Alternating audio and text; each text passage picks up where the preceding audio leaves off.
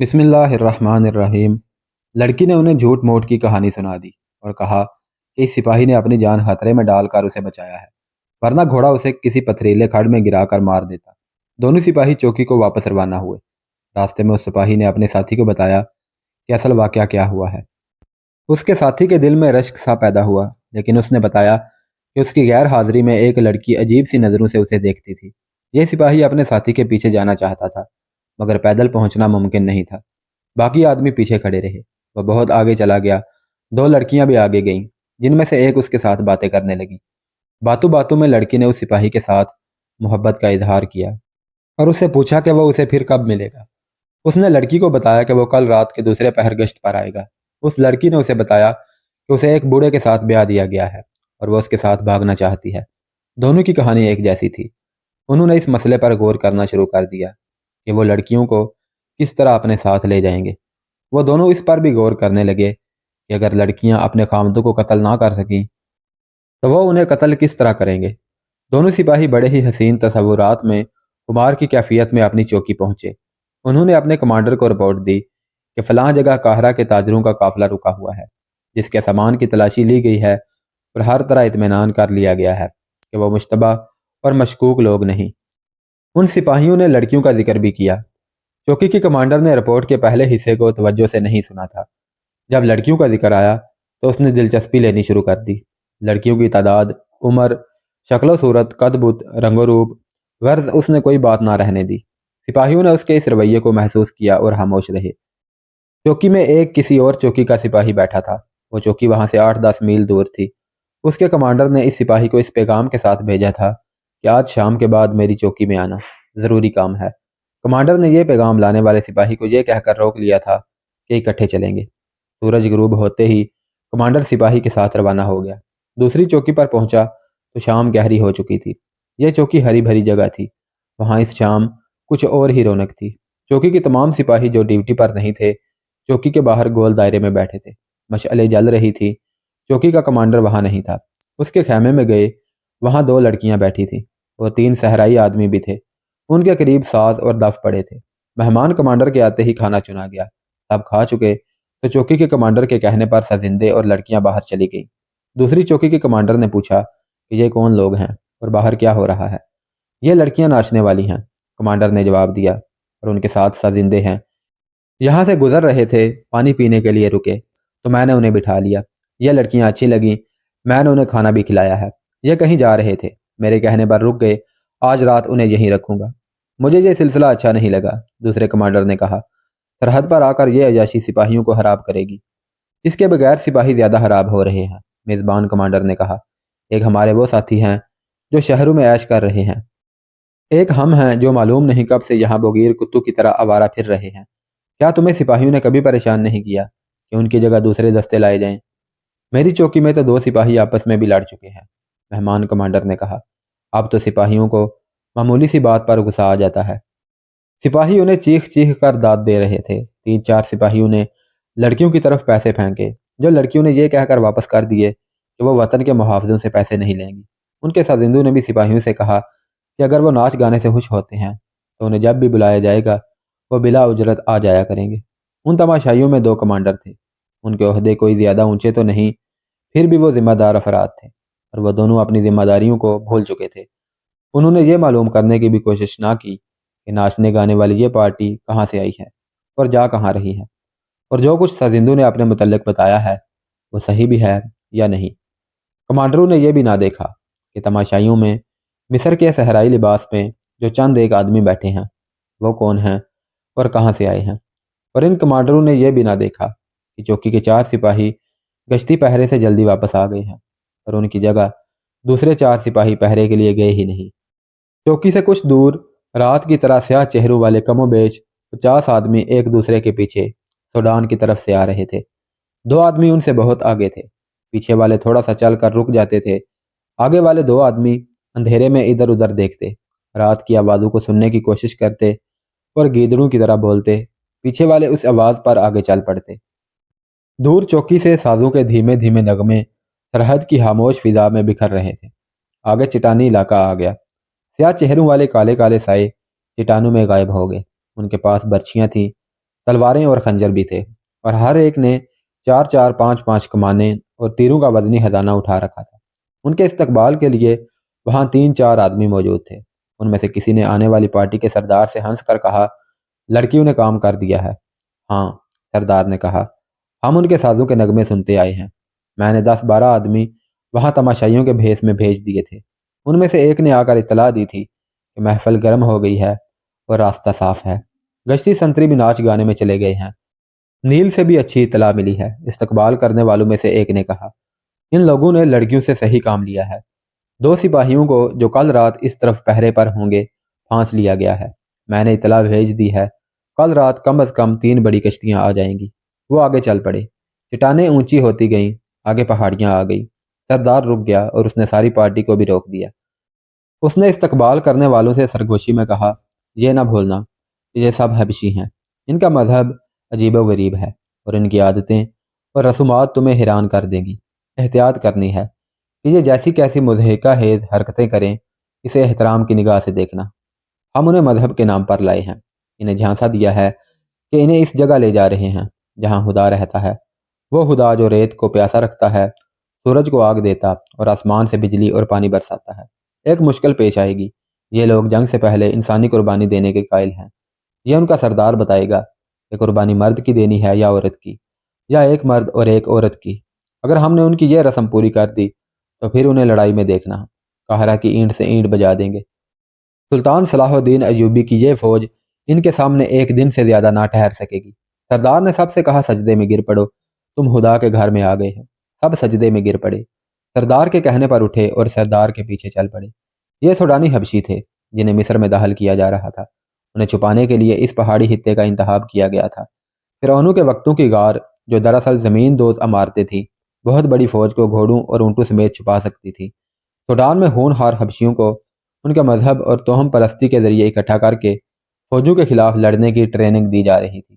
لڑنے کے تو وہ ماہر تھے، ان کے قبیلے کی جنگیں ہوتی رہتی تھیں۔ تیر اندازی اور نشانے پر برچی پھینکنے کے وہ ماہر تھے۔ سوڈان کے حکمرانوں نے صلیبیوں سے معاہدہ کر کے بہت سے صلیبی فوجی افسروں کو بلا لیا تھا۔ وہ ان حبشیوں کو منظم اور باقاعدہ کمانڈ کے تحت لڑنے کی ٹریننگ دے رہے تھے۔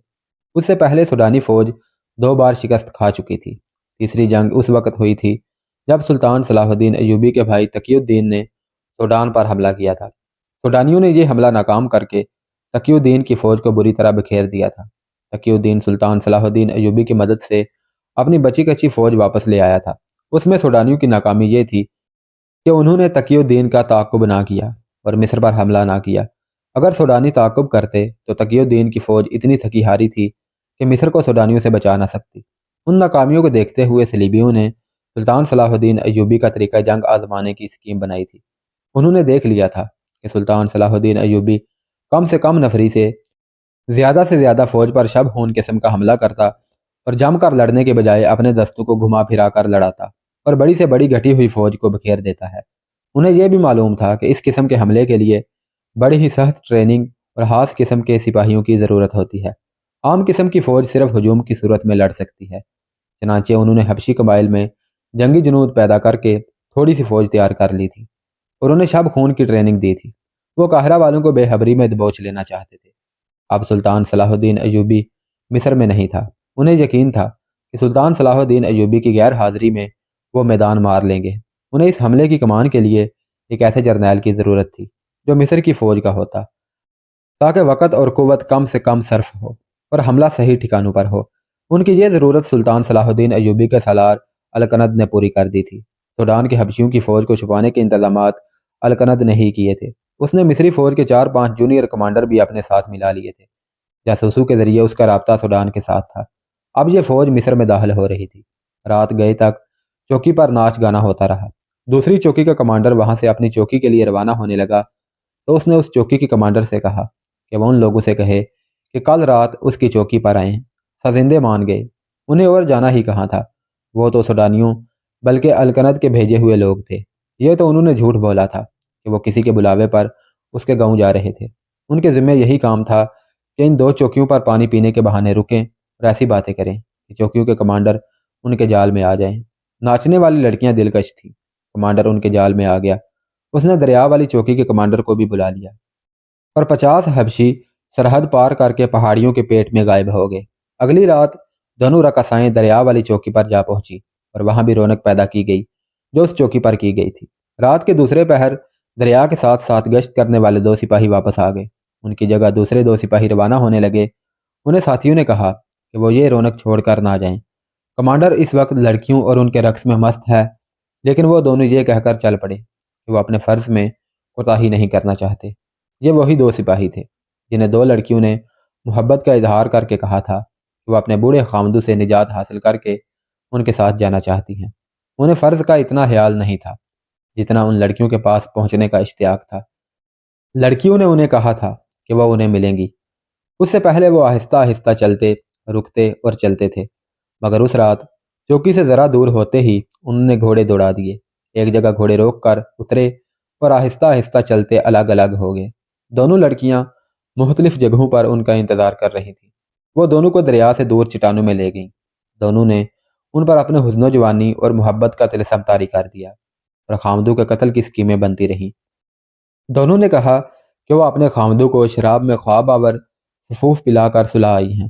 دونوں سپاہی ایک چٹان کے اس طرف، دوسرا کہیں اور، صرف فرض کو ہی نہیں گرد و پیش کو اور دنیا کو بھی فراموش کیے بیٹھے تھے۔ اس جگہ سے تھوڑی دور آگے جہاں ان سپاہیوں نے تاجروں کے قافلے کو بیٹھے دیکھا تھا، دریا کے کنارے 4 سائے ادھر ادھر حرکت کر رہے تھے۔ دریا کی ہلکی ہلکی لہریں جلترنگ بجا رہی تھیں۔ یہ آدمی پانی کی سطح پر تاریکی میں دور دیکھنے کی کوشش کر رہے تھے۔ وہ بے چین ہوئے جا رہے تھے۔ ایک نے کہا انہیں اس وقت تک آ جانا چاہیے تھا۔ دوسرے نے کہا انہیں اطلاع تو دے دی گئی تھی۔ ایک نے آنکھیں سکیڑ کر کہا وہ بادبان معلوم ہوتے ہیں۔ اس نے ایک دیا جلا کر آہستہ آہستہ دائیں بائیں ہلانا شروع کر دیا۔ دریا میں دور 2 دیے جلتے نظر آئے اور بجھ گئے۔ تھوڑی دیر بعد ایک بادبانی کشتی کنارے کے ساتھ آ لگی۔ کنارے پر کھڑے ایک آدمی نے کہا کسی کی اونچی آواز نہ نکلے۔ مکمل خاموشی سے سیاہ کالے حبشی کشتی سے کنارے پر کودنے لگے۔ اس کے پہلو میں ایک اور کشتی آ رکی، اس میں سے بھی حبشی اترے۔ یہ بہت بڑی کشتیاں تھیں، ان میں سے کم و بیش 200 حبشی اترے۔ پھر ان میں سے سامان اترنے لگا۔ یہ سب جنگی سامان تھا۔ جو ہی کشتیاں خالی ہوئیں، ملاحوں سے کہا گیا کہ بہت تیزی سے کشتیاں واپس لے جائیں۔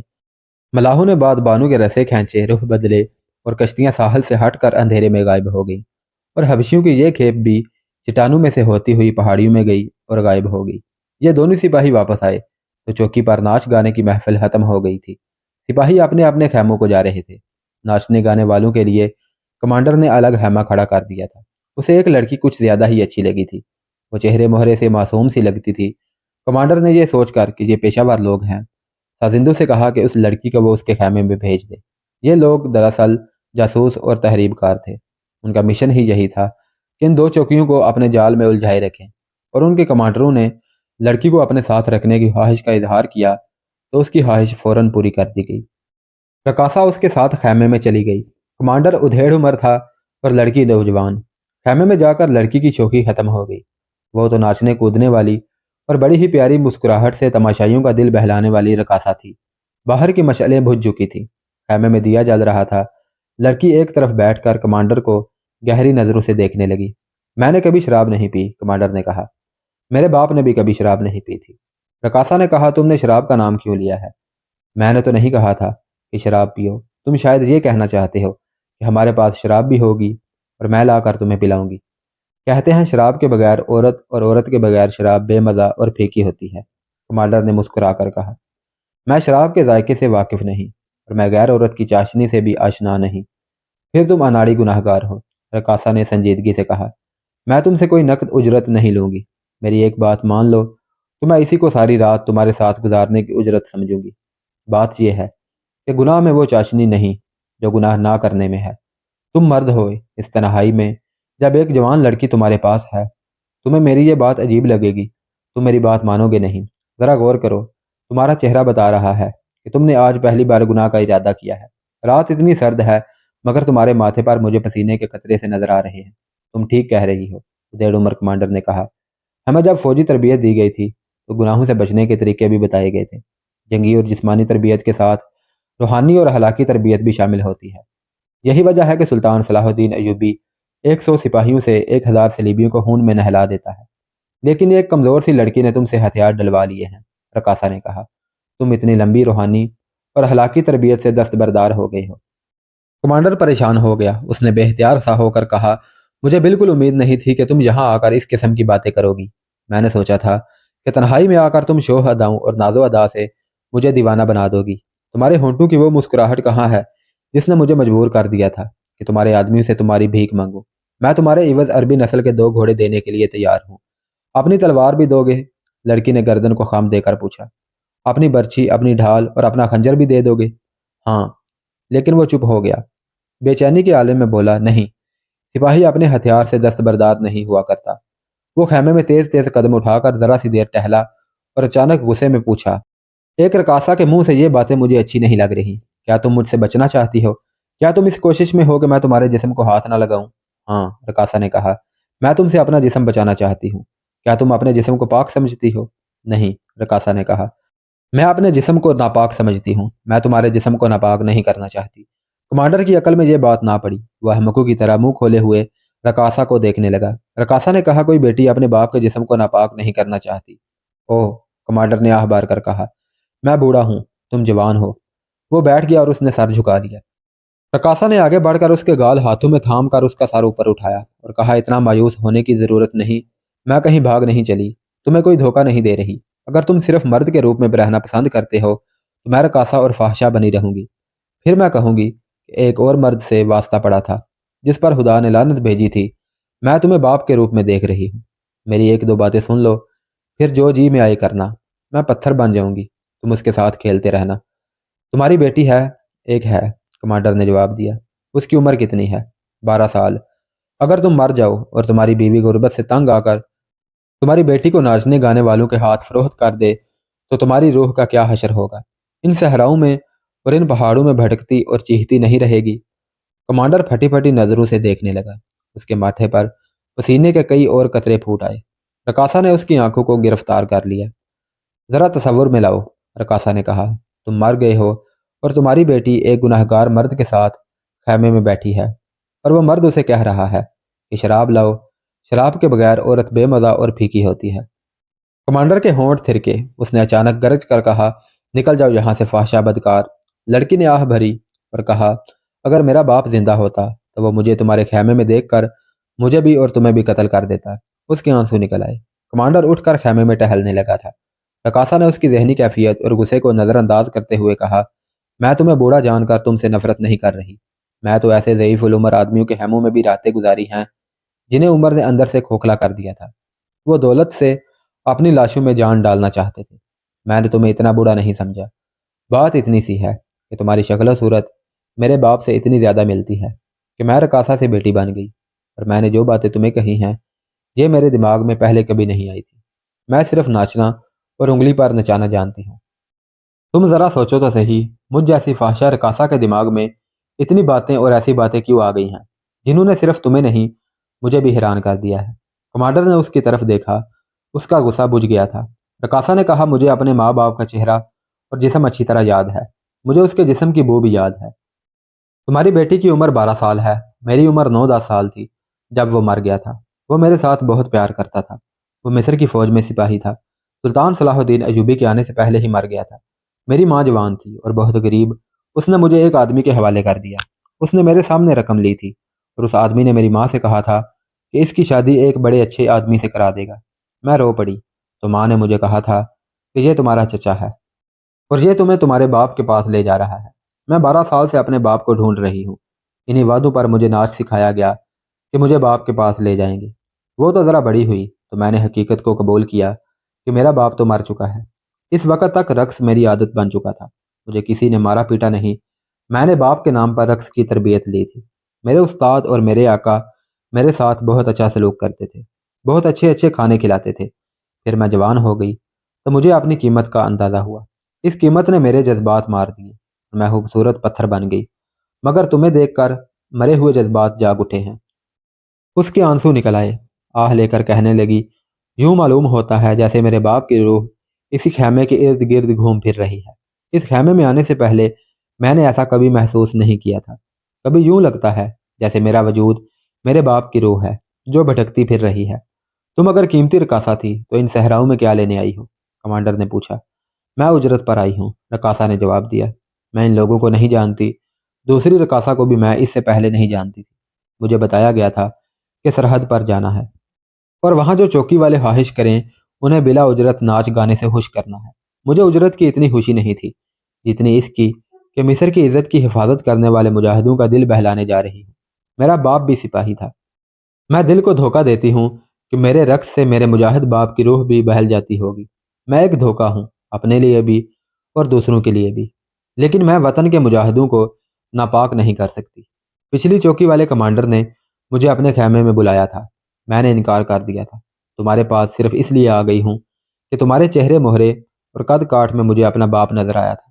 رقاصہ اس کے سامنے دو زانو بیٹھ گئی، کمانڈر کا ہاتھ اپنے ہاتھوں میں لے کر آنکھوں سے لگایا، پھر چوما۔ کمانڈر نے دوسرا ہاتھ اس کے سر پر رکھ دیا اور پوچھا، تمہارا نام کیا ہے؟ میرے آقا مجھے برق کہتے ہیں، رقاصہ نے جواب دیا۔ باپ مجھے زہرا کہا کرتا تھا۔ جاؤ زہرا، کمانڈر نے ایسے پیار سے کہا جس میں شفقت تھی، اپنے خیمے میں چلی جاؤ۔ رات گزرتی جا رہی تھی۔ سازندوں میں سے دو اپنے خیموں میں جاگ رہے تھے، دوسری رقاصہ اور باقی سازندے گہری نیند سوئے ہوئے تھے۔ جاگنے والوں میں سے ایک نے دوسرے سے کہا، ہمارا طریقہ صحیح معلوم نہیں ہوتا، ہم ان لڑکیوں کو یہ کہہ کر ساتھ لائے ہیں کہ ناچ گانے سے فوجیوں کا دل بہلانے جا رہے ہیں۔ ضرورت یہ تھی کہ ان لڑکیوں کو بتا دیتے کہ ہمارا اصل مقصد کیا ہے۔ کسی رقاصہ پر بھروسہ نہیں کیا جا سکتا، دوسرے نے کہا۔ یہ لڑکی جو کمانڈر کے خیمے میں ہے، جذبات میں آ کر الگ تھلگ انعام لے کر اسے بتا سکتی ہے ہم سرحدی چوکیوں کے لیے دھوکہ اور فریب بن کر آئے ہیں۔ ہمیں اپنا راز کسی رقاصہ کو نہیں دینا چاہیے۔ ان دونوں کو اپنی اجرت سے غرض ہے، ہم انہیں منہ مانگے اجرت دے چکے ہیں، ہمارا کام ہو گیا ہے۔ اگر ہم نے اسے بتا دیا ہوتا کہ ہمارا مقصد کیا ہے تو یہ لڑکی اس کمانڈر کو اچھی طرح اندھا کر لیتی، اور یہ بھی ممکن تھا کہ وہ اسے اس حد تک پھانس لیتی کہ اسی کی مدد سے ہم حبشیوں کو اندر لے آتے۔ ہمارے استاد ہم سے زیادہ عقل رکھتے ہیں، یہ لڑکیاں ہمارے ہتھیار ہیں، ہتھیاروں کو کبھی کسی نے ہمراز نہیں بنایا، دوسرے نے کہا۔ کمانڈر کے خیمے میں یہ حالت تھی کہ کمانڈر اس اطمینان کے ساتھ سو گیا تھا کہ رقاصہ نے اسے گناہ سے صاف بچا لیا اور اس کے سینے میں باپ کو بیدار کر دیا تھا۔ رقاصہ اسے بہت دیر دیکھتی رہی۔ کمانڈر کا چہرہ جب رقاصہ کے آنسوؤں میں چھپ گیا تو وہ خیمے سے نکل گئی، اپنے خیمے میں گئی اور سو گئی۔ رات کی ایک ہی ساعت رہتی تھی جو گزر گئی۔ ناچنے گانے والے جاگے تو سورج اوپر آ گیا تھا۔ لڑکیوں کو معلوم ہی نہیں تھا کہ انہیں کہاں جانا ہے۔ خزندے انہیں اپنے ساتھ لے جانے لگے تو کمانڈر باہر کھڑا تھا۔ زہرا دوڑ کر اس تک گئی اور کہا، میرے سر پر ہاتھ رکھو۔ کمانڈر نے اس کے سر پر ہاتھ رکھا تو زہرا نے اسی کا دوسرا ہاتھ پکڑ کر آنکھوں سے لگایا اور وہ بھیگی آنکھوں سے اس سے رخصت ہوئی۔ وہ دریا کی طرف چلے گئے۔ کہیں سے دو شتر سوار آئے، وہ اونٹوں سے اترے، اونٹوں کو بٹھایا، دونوں لڑکیوں کو سوار کیا اور چل پڑے۔ یہ شتر سوار اسی گروہ کے افراد تھے جو قریب ہی کہیں ان کے انتظار میں چھپے ہوئے تھے۔ یہ گروہ اس جگہ پہنچا جہاں تاجروں کا قافلہ چار لڑکیوں کے ساتھ ہمزن تھا۔ یہ دونوں گروہ ایک دوسرے کو یوں ملے جیسے اجنبی ہوں۔ لڑکیاں ناچنے والی لڑکیوں کو مردوں سے الگ دریا کے کنارے لے گئیں۔ ان کا مقصد یہی تھا کہ انہیں مردوں سے الگ کر دیا جائے۔ چاروں لڑکیوں نے زہرا اور اس کی ساتھی رقاصہ کو اپنے متعلق بتایا کہ وہ ان آدمیوں کی بہو بیٹیاں ہیں اور سیر کے لیے ان کے ساتھ آئی ہیں۔ ادھر مردوں کی منڈلی میں اصل مشن پر گفتگو ہو رہی تھی۔ سازندوں نے اپنی 2 راتوں کی کارگزاری سنائی۔ دوسرے گروہ نے انہیں بتایا کہ ان کے 2 راتوں کے ناچ گانے سے کم و بیش 100 حبشی اندر آ گئے ہیں، اور ان لڑکیوں نے 2 سپاہیوں کے ساتھ جو کھیل کھیلا ہے اس سے 200 سے زائد حبشی آ گئے ہیں۔ اپنی اپنی کارگزاری سنانے کے بعد انہوں نے یہ فیصلہ کیا کہ ناچ گانے سے حبشیوں کی زیادہ تعداد اندر نہیں آ سکتی، دریا کا راستہ زیادہ بہتر ہے، کشتیوں میں زیادہ آدمی اندر آ سکتے ہیں۔ اس مقصد کے لیے انہوں نے طے کیا کہ لڑکیاں ان 2 سپاہیوں کے علاوہ 2 یا 4 اور گشتی سنتریوں کے ساتھ یہی کھیل کھیلیں تاکہ ہر رات کشتیاں آ سکیں۔ یہ فیصلہ بھی ہوا کہ زہرا اور اس کی ساتھی رقاصہ کو یہیں کہیں قریب رکھا جائے، لیکن اس راز میں شامل نہ کیا جائے۔ خزندوں نے بعد میں زہرا اور اس کی ساتھی سے کہا کہ ان کا کام ختم ہو چکا ہے، یہ جگہ بہت خوبصورت ہے، اس لیے چند دن یہی فارغ گزارے جائیں۔ انہوں نے لڑکیوں کو ایسے انداز سے اکسایا کہ وہ رک گئیں۔ دوسرے گروہ کی لڑکیوں نے انہیں اپنے ساتھ بے تکلف کر لیا، لیکن ان کے قیام کی جگہ ذرا دور بنائی۔ اس رات زہرا سو نہ سکی، اسے کمانڈر یاد آ رہا تھا۔ اس کی شخصیت زہرا کے دل میں اتر گئی تھی، ایک تو اس لیے کہ کمانڈر اسے اپنے باپ کی تصویر نظر آ رہی تھی، اور دوسرے اس لیے کہ یہ پہلا مرد تھا جس نے اسے کھلونا سمجھنے کی بجائے اس کے سر پر ہاتھ رکھا تھا، اور تیسرے اس لیے کہ کمانڈر نے اسے زہرا کہا، برق نہیں کہا تھا۔ اس کی ساتھی رقاصہ سو گئی تھی اور اس کے گروہ کے سازندے بھی سو گئے تھے۔ وہ اٹھی اور خیمے سے باہر نکل گئی۔ اس نے راستہ دیکھا ہوا تھا۔ وہ تیز تیز قدم اٹھاتی چوکی کی طرف چل پڑی۔ وہ اتنی تیز اور اتنا زیادہ چلنے کی عادی نہیں تھی، لیکن اس کے جذبات اسے قوت دے رہے تھے۔ وہ چوکی تک پہنچ گئی۔ کمانڈر کے خیمے سے واقف تھی۔ وہ خیمے میں چلی گئی۔ کمانڈر گہری نیند سویا ہوا تھا۔ اس کی آنکھ کھل گئی۔ اندھیرے میں اس نے وہ ہاتھ پکڑ لیا جو کوئی اس کے منہ پر پھیر رہا تھا۔ ہاتھ چھوٹا سا تھا، جو مردانہ نہیں ہو سکتا تھا۔ اس نے ہڑبڑا کر پوچھا، کون ہو؟ زہرا۔ وہ اٹھ بیٹھا۔ زہرا نے کہا، تمہیں دیکھنے آئی ہوں، سو جاؤ، میں جا رہی ہوں۔ کمانڈر نے دیا جلایا اور پوچھا کہ وہ کہاں سے آئی ہے۔ زہرا نے بتایا تو کمانڈر باہر نکلا۔ 2 گھوڑے تیار کیے اور زہرا کو باہر جا کر ایک گھوڑے پر سوار کیا، دوسرے پر خود سوار ہوا۔ گھوڑے چل پڑے۔ راستے میں زہرا جذباتی باتیں کرتی رہی۔ کمانڈر شفقت اور پیار سے سنتا رہا۔ اپنے ٹھکانے سے کچھ دور ہی تھے کہ زہرا نے اسے روک کر واپس چلے جانے کو کہا۔ کمانڈر نے اس کے سر پر ہاتھ پھیرا اور واپس آ گیا۔ زہرا جب اپنے ٹھکانے پر پہنچی تو اس کے ساتھ کا ایک آدمی جاگ رہا تھا۔ اس نے زہرا سے پوچھا کہ وہ کہاں گئی تھی۔ زہرا نے بتایا کہ وہ ویسے ہی گھومنے پھرنے نکل گئی تھی۔ اس آدمی نے کریدنا شروع کر دیا۔ اسے شک تھا۔ زہرا نہیں بتانا چاہتی تھی کہ وہ کہاں گئی تھی۔ تم ہماری اجازت کے بغیر کہیں نہیں جا سکتی، اس آدمی نے حکم دیا۔ میں تمہاری زر خرید نہیں ہوں، زہرا نے کہا۔ میں نے جو اجرت لی تھی اس کے عوض کام پورا کر چکی ہوں۔ میں کسی کے حکم کی پابند نہیں۔ تم اپنے مالکوں کے پاس شاید زندہ نہیں پہنچنا چاہتی، اس آدمی نے کہا۔ اب ہم سے پوچھے بغیر کہیں جا کے دیکھو۔ دونوں سپاہی اپنی گشت کے دوران دریا کے کنارے جاتے رہے۔ دونوں لڑکیاں انہیں الگ الگ لے جاتی اور اس دوران حبشیوں سے لدی ہوئی 2 بادبانی کشتیاں تاریکی میں کنارے آ لگتی اور حبشیوں کو پہاڑیوں میں اگل کر تاریکی میں غائب ہو جاتی۔ ان 4 لڑکیوں نے 2 اور سپاہیوں کو بوڑھے خامدوں کی نوجوان بیویاں بن کر اور ان کے ساتھ بھاگ جانے کا جھانسا دے کر اپنے جال میں پھانس لیا تھا۔ پہاڑی خطے میں اتنے زیادہ حبشی جمع ہو چکے تھے جو رات کے وقت سرحدی چوکیوں پر حملہ کر کے وہاں کی نفری کو سوتے میں آسانی سے ختم کر سکتے تھے، لیکن ان کے کمانڈروں نے عقل کی بات سوچی تھی۔ سرحدی چوکیوں پر حملے کی خبر قاہرہ پہنچ سکتی تھی۔ اس کا نتیجہ یہ ہوتا کہ قاہرہ سے فوج آ جاتی اور صلیبیوں کی یہ سکیم تباہ ہو جاتی کہ قاہرہ پر اچانک اور بے خبری میں حملہ کریں گے۔